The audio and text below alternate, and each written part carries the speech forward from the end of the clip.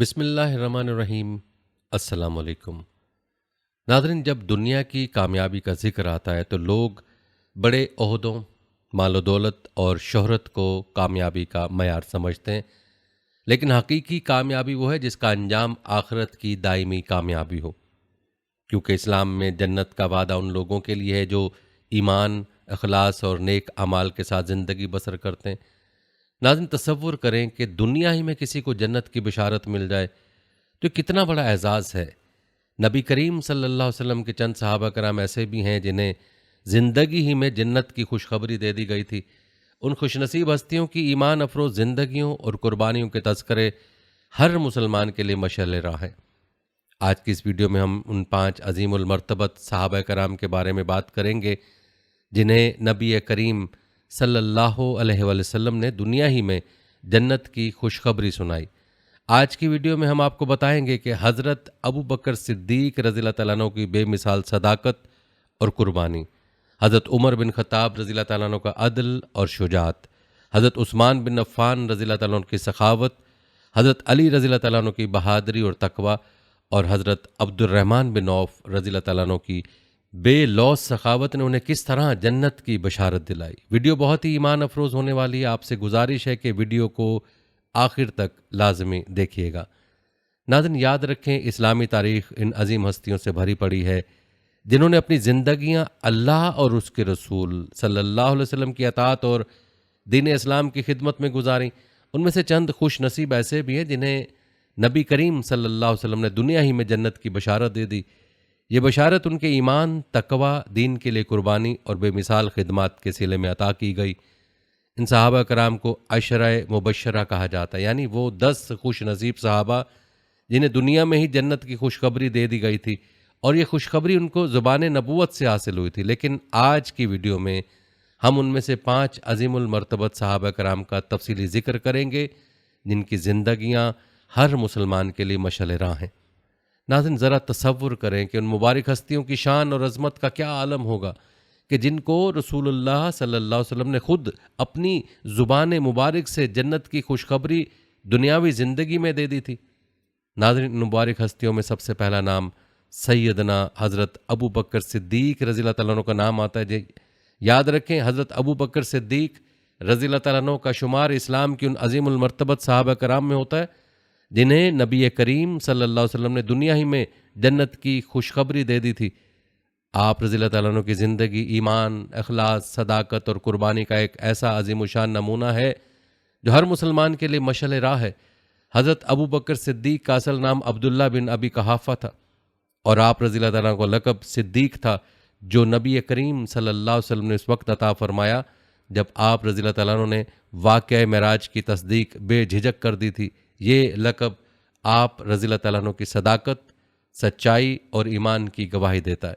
ناظرین، حضرت ابو بکر صدیق رضی اللہ تعالیٰ عنہ کی زندگی کا سب سے روشن پہلو وہ ہے جب نبی کریم صلی اللہ علیہ وسلم نے اعلان نبوت فرمایا۔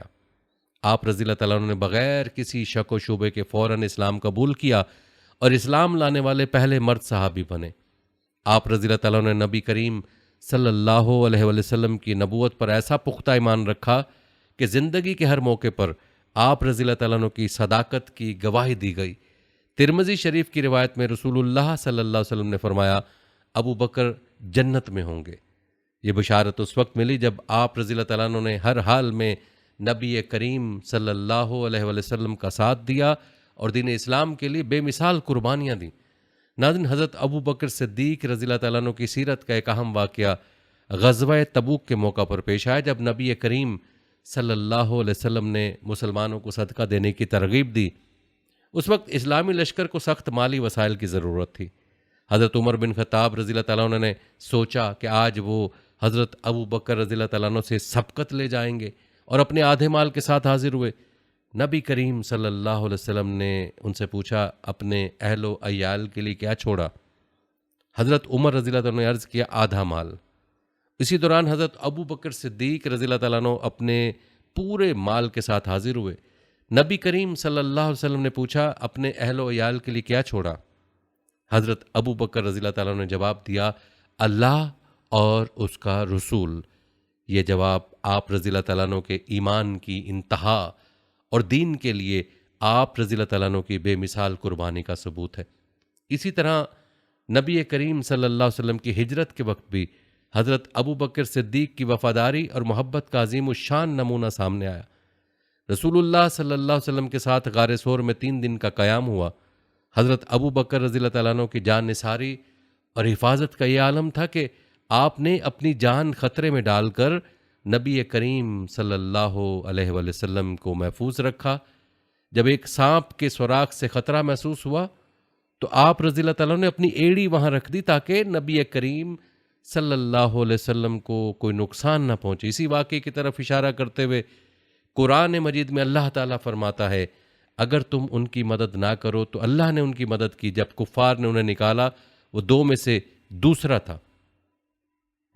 جب وہ دونوں غار میں تھے اس وقت اپنے ساتھی سے فرما رہے تھے غم نہ کرو، بے شک اللہ ہمارے ساتھ ہے، سورہ توبہ میں۔ ناظرین، نبی کریم صلی اللہ علیہ وسلم کی وفات کے بعد حضرت ابو بکر صدیق کو خلافت کی ذمہ داری سونپی گئی۔ اس نازک وقت میں جب لوگ مرتد ہو رہے تھے اور اسلام کو شدید خطرات لاحق تھے، آپ رضی اللہ تعالیٰ نے اپنی مضبوط قیادت اور پختہ ایمان سے اسلامی خلافت کو بچایا۔ سب سے پہلے زکوٰۃ نہ دینے والوں کے خلاف جنگ کا اعلان کیا اور اسلام کے اس اہم رکن کا تحفظ کیا۔ تاریخ گواہ ہے کہ حضرت ابو بکر رضی اللہ تعالیٰ عنہ کی خلافت کے دوران اسلامی ریاست کو استحکام ملا، مرتدین اور جھوٹے مدعیان نبوت کا کلا کما کیا گیا اور دین اسلام کے احکام کو نافذ کیا گیا۔ آپ کو بتاتے چلیں کہ حضرت ابو بکر صدیق رضی اللہ تعالیٰ عنہ کی عاجزی اور انکساری بھی بے مثال تھی۔ آپ رضی اللہ تعالیٰ عنہ اپنی عظیم خدمات کے باوجود ہمیشہ خود کو ایک عام انسان کی طرح سمجھتے۔ آپ نے اپنے دور خلافت میں بھی سادگی اور تقوی کا عملی نمونہ پیش کیا۔ آپ رضی اللہ تعالیٰ عنہ کے وفات کے وقت بھی آپ رضی اللہ تعالیٰ عنہ نے اپنے اہل و عیال کو وصیت کی کہ آپ کا جنازہ سادگی سے تیار کیا جائے اور ریاست کے خزانے سے کوئی چیز استعمال نہ کی جائے۔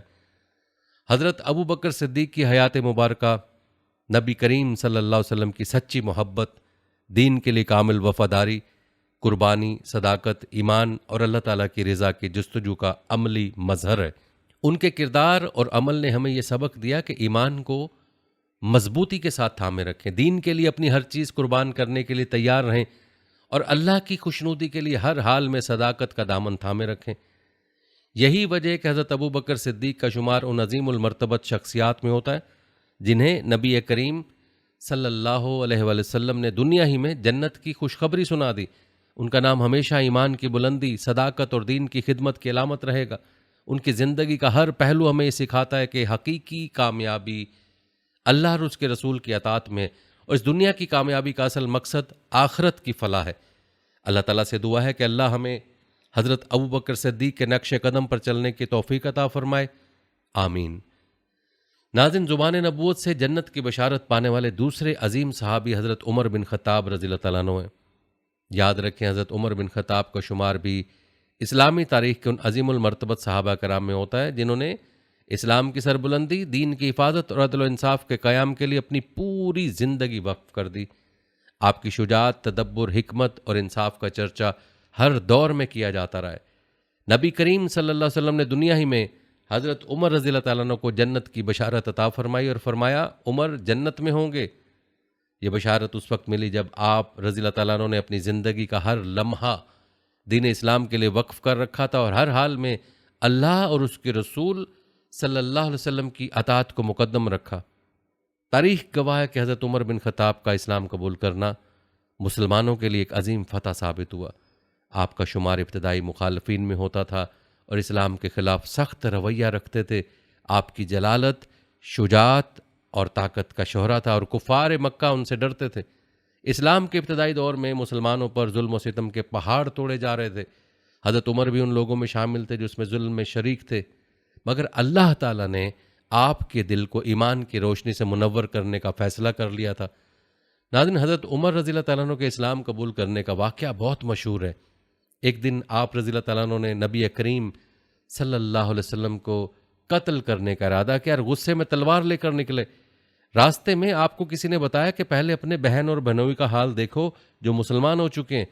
یہ سن کر حضرت عمر رضی اللہ تعالیٰ عنہ اپنے بہنوئی حضرت سعید بن زید اور بہن حضرت فاطمہ بنت خطاب کے گھر پہنچے۔ وہاں قرآن پاک کی تلاوت ہو رہی تھی۔ حضرت عمر کو دیکھ کر انہوں نے قرآن چھپا لیا، مگر حضرت عمر رضی اللہ تعالیٰ نے سن لیا اور سخت غصے میں بہن کو مارا۔ بہن کے لہو لہان ہونے پر ان کے دل میں نرمی آئی، انہوں نے قرآن کے اوراق مانگے اور جب پڑھا تو دل کی دنیا بدل گئی۔ سورہ طٰہٰ کی آیات پڑھ کر فوراً اسلام قبول کر لیا۔ آپ کے اسلام لانے سے پہلے مسلمان خوف کے باعث چھپ کر نمازیں پڑھتے تھے۔ آپ کا اسلام لانے کے بعد مسلمان کھلے عام نماز پڑھنے لگے۔ حضرت عمر رضی اللہ تعالیٰ عنہ کے اسلام قبول کرنے کے بعد مسلمانوں کا حوصلہ بلند ہوا اور اسلام کو مکہ میں تقویت ملی۔ روایات بتاتی ہیں کہ نبی کریم صلی اللہ علیہ وسلم نے حضرت عمر رضی اللہ تعالیٰ عنہ کے اسلام قبول کرنے کے لیے اللہ سے خصوصی دعا فرمائی تھی۔ آپ صلی اللہ علیہ وسلم نے یوں دعا فرمائی تھی، اے اللہ، عمر بن خطاب یا ابو جہل بن ہشام میں سے کسی ایک کے ذریعے اسلام کو قوت عطا فرما۔ اللہ نے حضرت عمر رضی اللہ تعالیٰ عنہ کو منتخب کیا اور یہ واقعہ اسلام کے لیے ایک اہم سنگ میل ثابت ہوا۔ ناظرین، بات کی جائے حضرت عمر بن خطاب کے دور خلافت کی تو آپ رضی اللہ تعالیٰ عنہ کی خلافت کا زمانہ اسلامی تاریخ کا سنہری دور سمجھا جاتا ہے۔ خلافت کا عہدہ سنبھالتے ہی آپ نے مثالی حکمرانی کی بنیاد رکھی۔ حضرت عمر رضی اللہ تعالیٰ عنہ کا نظام حکومت اسلامی اصولوں پر مبنی تھا، جس میں عدل و انصاف، مساوات اور احتساب کا عملی نمونہ پیش کیا گیا۔ کہتے ہیں آپ کے دور خلافت میں اسلامی ریاست بے مثال فتوحات کی حامل ہوئی۔ ایران، شام، مصر اور عراق جیسے بڑے علاقے فتح ہوئے اور اسلام کی روشنی دور دور تک پھیل گئی۔ ان فتوحات کے نتیجے میں اسلامی ریاست کی حدود مشرق میں ہندوستان اور مغرب میں شمالی افریقہ تک وسیع ہو گئیں۔ حضرت عمر نے ایک مثالی فلاحی ریاست قائم کی۔ آپ رضی اللہ تعالیٰ عنہ نے بیت المال کا نظام قائم کیا، جس سے غریبوں، مسکینوں، یتیموں اور بیواؤں کی مدد کی جاتی۔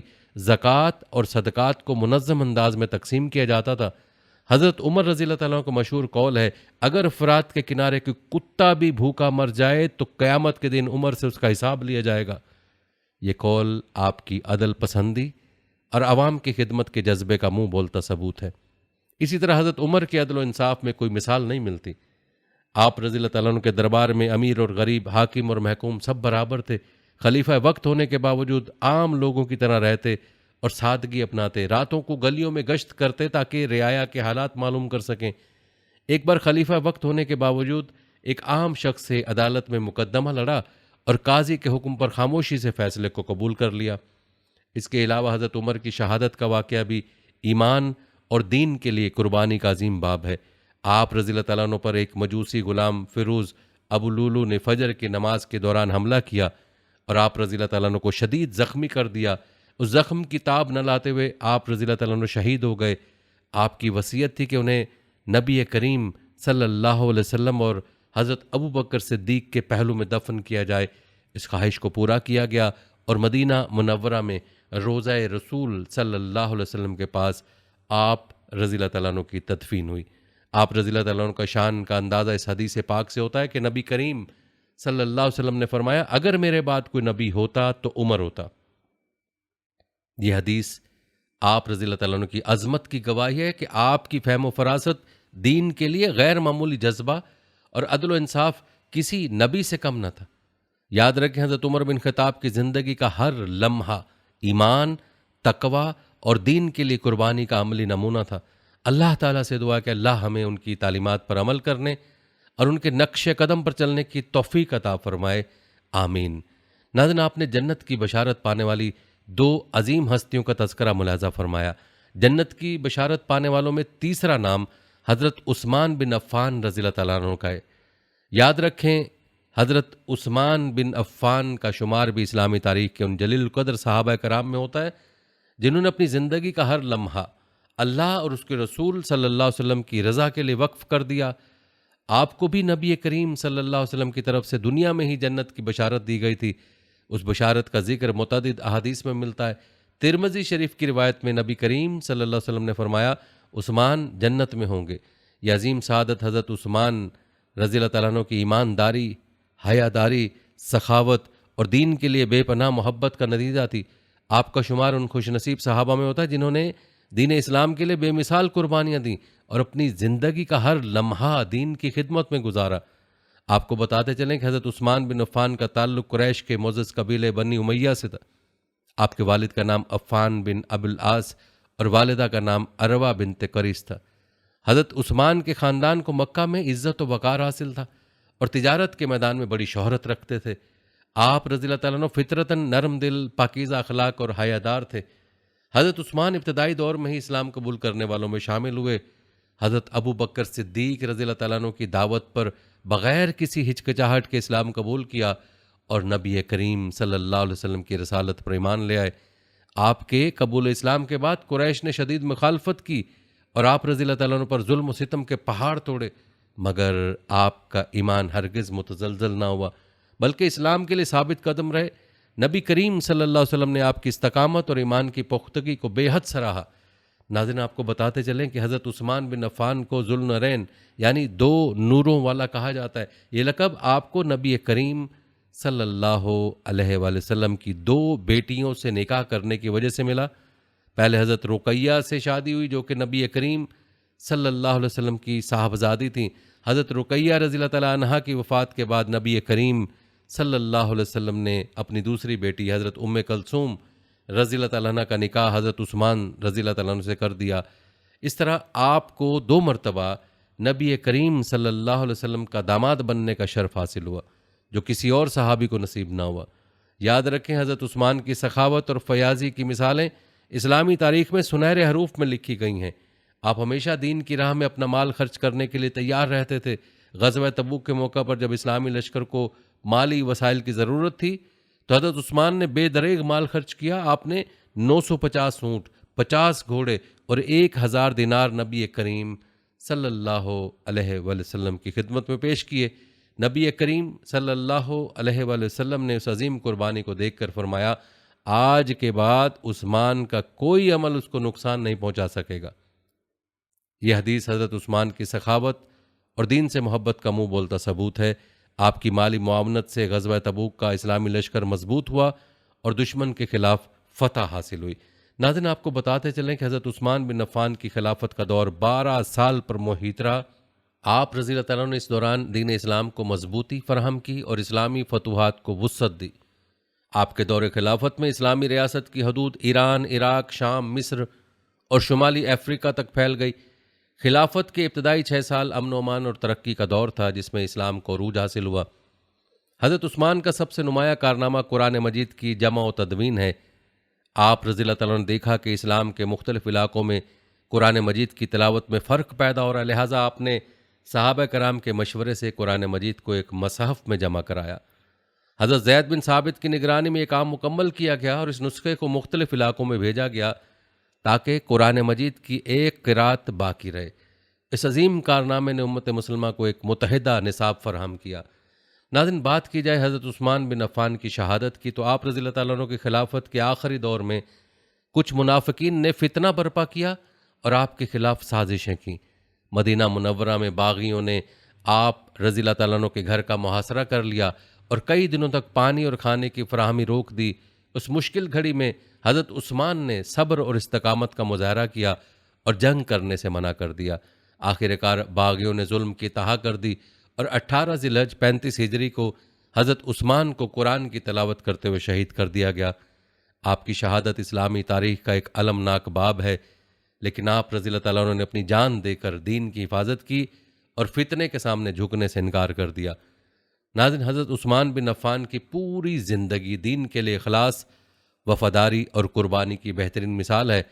آپ رضی اللہ تعالیٰ عنہ نے اپنی دولت، جان اور عزت سب کچھ اسلام کے لیے قربان کیا۔ آپ کی حیاداری اور نرم مزاجی مشہور تھی۔ ایک روایت میں نبی کریم صلی اللہ علیہ وسلم نے فرمایا، کیا میں اس شخص سے حیا نہ کروں جس سے فرشتے بھی حیا کرتے ہیں؟ یہ حدیث حضرت عثمان رضی اللہ تعالیٰ عنہ کی پاکیزگی، شرافت اور دینداری کا ثبوت ہے۔ یاد رکھیں، حضرت عثمان بن عفان کا نام قیامت تک ان لوگوں میں شامل رہے گا جنہوں نے اسلام کی بنیادوں کو مضبوط کیا اور اللہ اور اس کے رسول صلی اللہ علیہ وسلم کی رضا کے لیے اپنی جان دے دی۔ اللہ تعالیٰ سے دعا ہے کہ اللہ ہمیں حضرت عثمان بن عفان کی تعلیمات پر عمل کرنے اور ان کے نقش قدم پر چلنے کی توفیق عطا فرمائے، آمین۔ ناظرین، زبان نبوت سے جنت کی بشارت پانے والوں میں چوتھا نام حضرت علی بن ابی طالب کا ہے۔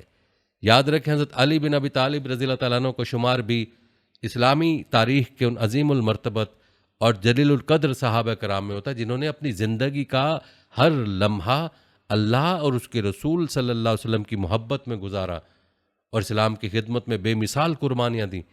آپ کا تعلق بنی ہاشم کے قبیلے سے تھا اور آپ رضی اللہ تعالیٰ عنہ نبی کریم صلی اللہ علیہ وآلہ وسلم کے چچا زاد بھائی اور داماد تھے۔ آپ رضی اللہ تعالیٰ عنہ کا اصل نام علی بن ابی طالب بن عبد المطلب تھا اور کنیت ابو الحسن اور ابو تراب تھی۔ حضرت علی نے کم سنی میں ہی اسلام قبول کر لیا تھا۔ جب نبی کریم صلی اللہ علیہ وسلم کو نبوت عطا ہوئی تو حضرت علی رضی اللہ تعالیٰ عنہ کی عمر تقریباً 10 سال تھی۔ آپ رضی اللہ تعالیٰ عنہ نے سب سے پہلے اسلام قبول کرنے والوں میں شامل ہونے کا شرف پایا۔ آپ رضی اللہ تعالیٰ عنہ کے قبول اسلام کے وقت آپ رضی اللہ تعالیٰ عنہ کی عمر کم تھی، لیکن ایمان کی پختگی اور محبت رسول صلی اللہ علیہ وآلہ وسلم میں کوئی کمی نہ تھی۔ حضرت علی رضی اللہ تعالیٰ عنہ نے نبی کریم صلی اللہ علیہ وسلم کے ساتھ ہر موقع پر ثابت قدمی سے دین اسلام کی مدد کی اور آپ کا کردار ہمیشہ بہادری، وفاداری اور قربانی کا مظہر رہا۔ حضرت علی رضی اللہ تعالیٰ عنہ کی نبی کریم صلی اللہ علیہ وسلم سے محبت بے مثال تھی۔ آپ نے رسول اللہ صلی اللہ علیہ وسلم کی صحبت میں تربیت پائی اور آپ کی سیرت اور کردار نبی کریم صلی اللہ علیہ وسلم کے اخلاق کا عکس تھی۔ آپ کے علم اور فہم کا یہ عالم تھا کہ نبی کریم صلی اللہ علیہ وسلم نے فرمایا، میں علم کا شہر ہوں اور علی اس کا دروازہ ہے۔ یہی وجہ ہے کہ حضرت علی کو دین کے پیچیدہ مسائل اور فقہی امور میں اتھارٹی سمجھا جاتا تھا۔ ناظرین، حضرت علی کی بہادری اور شجاعت کا ہر مسلمان معترف ہے۔ غزوہ خیبر کے موقع پر مسلمانوں کو یہود کے مضبوط قلعے کا سامنا تھا جسے فتح کرنا انتہائی مشکل تھا۔ کئی صحابہ کرام کی کوششوں کے باوجود قلعہ فتح نہ ہو سکا۔ اس موقع پر نبی کریم صلی اللہ علیہ وسلم نے ارشاد فرمایا، کل میں جھنڈا اس شخص کو دوں گا جو اللہ اور اس کے رسول سے محبت کرتا ہے اور اللہ اور اس کے رسول اس سے محبت کرتے ہیں۔ اگلے دن نبی کریم صلی اللہ علیہ وسلم نے حضرت علی کو بلایا جو اس وقت آشوب چشم کا شکار تھے۔ نبی کریم صلی اللہ علیہ وسلم نے اپنا لعاب دہن حضرت علی کی آنکھوں پر لگایا اور آپ رضی اللہ تعالیٰ عنہ کی تکلیف فوراً جاتی رہی۔ پھر جھنڈا حضرت علی کے سپرد کیا گیا۔ حضرت علی رضی اللہ تعالیٰ نے خیبر کے قلعے کو فتح کیا اور دشمنوں کو شکست دی۔ یہ فتح حضرت علی رضی اللہ تعالیٰ عنہ کی شجاعت اور اللہ اور اس کے رسول صلی اللہ علیہ وسلم کی محبت کا عظیم مظہر تھی۔ حضرت علی رضی اللہ تعالیٰ عنہ کو یہ اعزاز بھی حاصل تھا کہ آپ رضی اللہ تعالیٰ عنہ کو نبی کریم صلی اللہ علیہ وسلم کی سب سے پیاری بیٹی حضرت فاطمہ رضی اللہ تعالیٰ عنہ سے نکاح کا شرف حاصل ہوا۔ اس رشتہ ازدواج نے حضرت علی رضی اللہ تعالیٰ عنہ اور نبی کریم صلی اللہ علیہ وسلم کے درمیان تعلق کو مزید مضبوط کر دیا۔ آپ کے دو بیٹے حضرت حسن اور حضرت حسین رضی اللہ تعالیٰ عنہ بھی اسلام کے عظیم سپوت اور جوانان جنت کے سردار ہیں۔ آپ رضی اللہ تعالیٰ عنہ کا ایک اعزاز یہ بھی ہے کہ نبی کریم صلی اللہ علیہ وسلم نے حضرت علی کو ذوالفقار نامی تلوار عطا فرمائی جس کا شمار اسلام کی مشہور تلواروں میں ہوتا ہے۔ یہ تلوار حضرت علی کی بہادری کے کارناموں کی گواہ بنی۔ بات کی جائے حضرت علی کے دور خلافت کی تو آپ کا دور خلافت فتنوں اور مشکلات سے بھرا ہوا تھا۔ آپ کی خلافت کا آغاز 35 ہجری میں ہوا جب مسلمانوں کے درمیان اختلافات پیدا ہو چکے تھے۔ حضرت عثمان بن عفان کی شہادت کے بعد امت مسلمہ میں خلفشار اور فتنے عروج پر تھے۔ اس نازک موقع پر حضرت علی رضی اللہ تعالیٰ عنہ نے خلافت سنبھالی اور فتنوں کا ڈٹ کر مقابلہ کیا۔ حضرت علی رضی اللہ تعالیٰ عنہ کے دور میں جنگ جمل اور جنگ صفین جیسے واقعات پیش آئے جو مسلمانوں کی تاریخ کے کربناک حادثات ہیں، مگر حضرت علی رضی اللہ تعالیٰ عنہ نے ان حالات میں بھی عدل و انصاف کا اعلیٰ ترین نمونہ پیش کیا۔ آپ رضی اللہ تعالیٰ عنہ فرماتے تھے، حکومت کفر کے ساتھ تو چل سکتی ہے لیکن ظلم کے ساتھ نہیں۔ آپ کے فیصلے ہمیشہ حق اور انصاف پر مبنی ہوتے تھے اور آپ کسی بھی معاملے میں اپنے قریبی رشتہ داروں کو بھی رعایت نہیں دیتے تھے۔ تاریخ گواہ کہ حضرت علی کی زندگی دین اسلام کی خدمت اور اس کی سربلندی کے لیے وقف تھی۔ 40 ہجری میں جب آپ رضی اللہ تعالیٰ عنہ نماز فجر ادا کرنے کے لیے مسجد کوفہ میں تشریف لائے تو ایک خارجی عبد الرحمن ابن ملجم نے آپ رضی اللہ تعالیٰ عنہ پر زہر آلود تلوار سے وار کیا۔ شدید زخمی ہونے کے بعد حضرت علی رضی اللہ تعالیٰ عنہ اپنی جان اللہ کے سپرد کر دی اور شہید ہو گئے۔ آپ کی شہادت دین کے لیے عظیم قربانی تھی اور آپ رضی اللہ تعالیٰ عنہ کی زندگی کا ہر لمحہ اسلام کی حفاظت اور سربلندی کے لیے وقف رہا۔ یاد رہے کہ حضرت علی کا شمار عشرہ مبشرہ یعنی ان 10 صحابہ میں ہوتا ہے جنہیں نبی کریم صلی اللہ علیہ وسلم نے دنیا میں ہی جنت کی بشارت دی۔ آپ کی بہادری، علم، عدل اور تقوی کا کوئی ثانی نہیں۔ نبی کریم صلی اللہ علیہ وسلم نے فرمایا، علی مجھ سے اور میں علی سے ہوں۔ یہ الفاظ حضرت علی کی عظمت اور نبی کریم صلی اللہ علیہ وسلم کے ساتھ قربت کا واضح اظہار ہیں۔ حضرت علی بن ابی طالب کی زندگی اسلام کے عاشقوں کے لیے مشعل راہ ہے۔ آپ کی قربانیاں، شجاعت، عدل اور حکمت آج بھی مسلمانوں کے دلوں میں زندہ ہے۔ اللہ تعالیٰ سے دعا کہ اللہ ہمیں حضرت علی رضی اللہ تعالیٰ عنہ کی تعلیمات پر عمل کرنے کی توفیق عطا فرمائے، آمین۔ ناظرین، نبی کریم صلی اللہ علیہ وآلہ وسلم کی زبان سے جنت کی بشارت پانے والوں میں 5واں نام حضرت عبد الرحمن بن عوف رضی اللہ تعالیٰ عنہ کا ہے۔ ناظرین، حضرت عبد الرحمن بن عوف کا شمار بھی عشرہ مبشرہ میں ہوتا ہے، یعنی ان 10 خوش نصیب صحابہ کرام میں جنہیں نبی کریم صلی اللہ علیہ وسلم نے دنیا میں ہی جنت کی بشارت دی۔ آپ کا اصل نام عبد الامر بن عبدوف تھا، لیکن اسلام قبول کرنے کے بعد نبی کریم صلی اللہ علیہ وسلم نے آپ رضی اللہ تعالیٰ عنہ کا نام عبد الرحمن بن عوف رکھا۔ آپ قبیلہ قریش کے ایک معزز خاندان سے تعلق رکھتے تھے اور عرب کے مشہور تاجر مانے جاتے تھے۔ اسلام قبول کرنے کے بعد آپ رضی اللہ تعالیٰ عنہ نے اپنی زندگی اللہ اور اس کے رسول صلی اللہ علیہ وسلم کی اطاعت اور دین کی خدمت کے لیے وقف کر دی تھی۔ حضرت عبد الرحمن بن عوف نے ابتدائی دور میں ہی اسلام قبول کیا اور دین کی راہ میں بے پناہ قربانیاں دیں۔ آپ رضی اللہ تعالیٰ عنہ ان خوش نصیب صحابہ میں سے تھے جنہوں نے مکہ میں مشرکین کے ظلم و ستم کا صبر و تحمل سے مقابلہ کیا۔ جب مکہ میں مسلمانوں پر حالات تنگ ہو گئے تو آپ رضی اللہ تعالیٰ عنہ نے حبشہ اور پھر مدینہ کی طرف ہجرت کی۔ مدینہ پہنچ کر نبی کریم صلی اللہ علیہ وسلم نے بھائی چارگی کے موقع پر حضرت عبد الرحمن بن عوف کو حضرت سعد بن ربی رضی اللہ تعالیٰ عنہ کا بھائی بنایا۔ حضرت سعد نے آپ کو آدھا مال اور ایک بیوی دینے کی پیشکش کی، لیکن حضرت عبد الرحمن بن عوف رضی اللہ تعالیٰ عنہ نے اس پیشکش کو نہایت شائستگی سے رد کر دیا اور صرف بازار کا راستہ پوچھا۔ آپ رضی اللہ تعالیٰ عنہ اپنی محنت اور کاروباری ذہانت کی بدولت جلد ہی مدینے کے بڑے تاجروں میں شمار ہونے لگے۔ حضرت عبد الرحمن بن عوف کی سخاوت ضرب المثل تھی۔ آپ نے اپنی بے پناہ دولت کو ہمیشہ اللہ کی راہ میں خرچ کیا۔ غزوہ تبوک کے موقع پر جب مسلمانوں کو مالی مدد کی ضرورت پیش آئی تو حضرت عبد الرحمن بن عوف رضی اللہ تعالیٰ عنہ نے 40,000 درہم پیش کیے۔ آپ رضی اللہ تعالیٰ عنہ نے 4,000 دینار غزوہ بدر کے لیے دیے اور بے شمار اونٹ، گھوڑے اور سامان بھی پیش کیا۔ ایک موقع پر آپ رضی اللہ تعالیٰ عنہ نے نبی کریم صلی اللہ علیہ وسلم کی خدمت میں 500 اونٹ صدقہ کر دیے۔ نبی کریم صلی اللہ علیہ وسلم نے آپ رضی اللہ تعالیٰ عنہ کی سخاوت پر بہت خوشی کا اظہار فرمایا اور جنت کی بشارت دی۔ آپ کی دولت اللہ کے راستے میں خرچ ہوتی رہی اور اس کے باوجود اللہ نے آپ رضی اللہ تعالیٰ عنہ کے مال میں برکت عطا فرمائی۔ ناظرین، حضرت عبد الرحمن بن عوف کا شمار ان صحابہ میں ہوتا ہے جو عبادات اور اخلاق کے اعلیٰ درجے پر فائز تھے۔ آپ رضی اللہ تعالیٰ عنہ کی زندگی کا ہر پہلو سخاوت، ایمان اور اللہ کی رضا کی جستجو سے بھرپور تھا۔ آپ ہمیشہ خوف خدا سے لرزتے رہتے اور آخرت کی فکر میں مبتلا رہتے۔ آپ فرماتے تھے کہ اگر میں جنت میں بھی داخل ہو جاؤں تو مجھے یہ خوف رہے گا کہ کہیں اللہ مجھ سے حساب نہ لے۔ روایت کے مطابق حضرت عبد الرحمن بن عوف کی وفات 32 ہجری میں مدینہ منورہ میں ہوئی۔ آپ کی نماز جنازہ حضرت عثمان بن عفان رضی اللہ تعالیٰ نے پڑھائی اور آپ رضی اللہ تعالیٰ کو جنت البقیع میں دفن کیا گیا۔ آپ کی سخاوت، ایمان اور دین کی خدمت کا جذبہ ہمیشہ مسلمانوں کے لیے مشعل راہ رہے گا۔ ناظرین، یہ تھا تذکرہ 5 خوش نصیب صحابہ کرام کا۔ یہ وہ عظیم ہستیاں جنہیں نبی کریم صلی اللہ علیہ وسلم نے دنیا ہی میں جنت کی بشارت دی۔ ان کی زندگیاں ایمان، تقوی، اخلاص اور دین کے لیے بے لوث قربانی کا عملی نمونہ ہیں۔ ان کے کردار اور اخلاق کو اپنانا ہر مسلمان کا فرض ہے تاکہ دنیا اور آخرت میں کامیابی حاصل کی جا سکے۔ اللہ تعالیٰ سے دعا ہے کہ اللہ ہمیں ان عظیم ہستیوں کی پیروی کرنے کی توفیق عطا فرمائے، آمین۔